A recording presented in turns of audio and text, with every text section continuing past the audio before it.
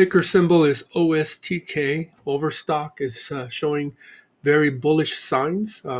Looking at the 5-0 retracement, it has found support in every single level. There's a gap up for today in terms of pricing, even in a down market. I think part of it is also there's an earnings run up, as well as the fact that they have declared a dividend is a positive sign for Overstock and in their health. Um, if you were to look at it from a daily chart, it's breaking out of not only of a triple bottom, but as well as a falling wedge.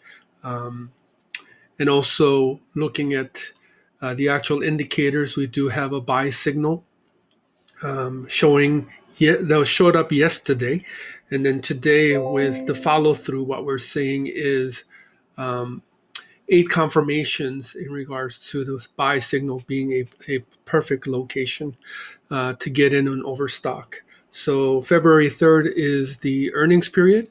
And so getting stock or options that are 2 to 3 weeks past the earnings would also be helpful. Good luck and happy trading.